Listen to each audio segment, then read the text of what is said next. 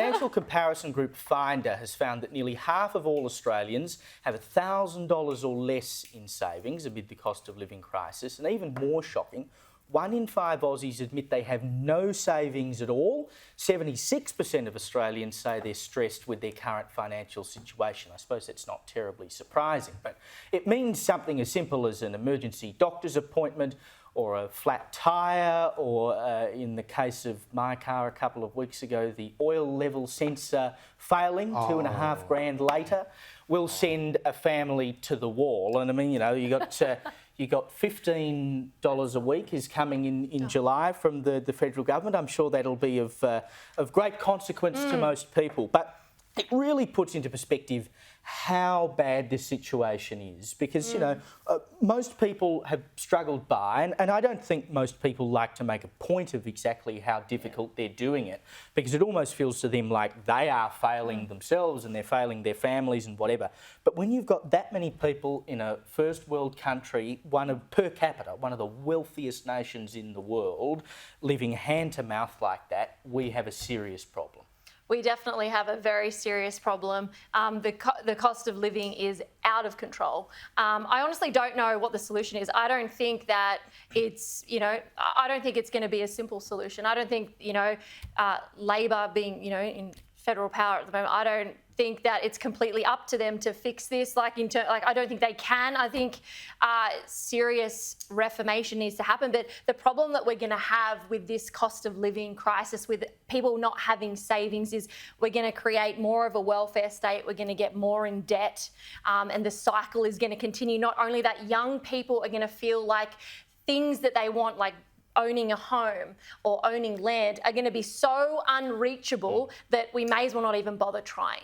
And it's going to create this cycle of violence. We're just going to keep going around. It's going to be harder and harder for young people to feel like they can achieve these things. I actually don't know what the answer is, what the solution is, but it's going to take a huge overhaul of something, huge reformation, and we all I think conversations need to be had. Well, how much of a problem do you think it poses for the federal government, Sam? Because, you've got a federal election coming within the next year.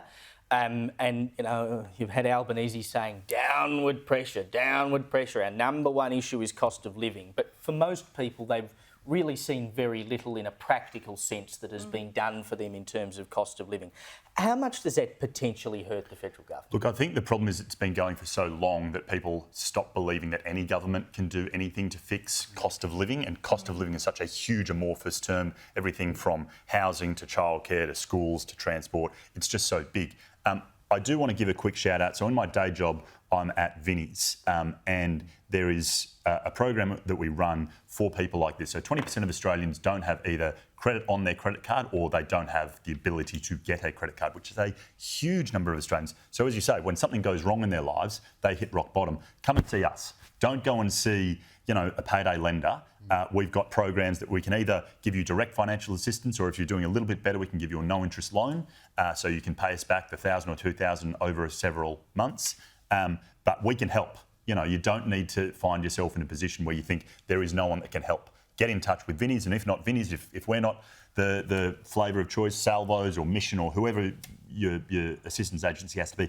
Last year we saw 35% of the people that we assisted in early intervention schemes, 35% had never seen one of our systems before. Had never seen one. I didn't even know that. That's the thing. People don't know about these things. I don't know if it's spoken about enough. But that also worries me a little bit. I think that's great short term, and I think it's fantastic that there are programs like that to help people in emergencies. But what's the long-term solution here? Well, you've got more and more people relying on them, and it's the same with Food Bank. The number of people they've seen coming through in recent years who've never gone to a food bank before.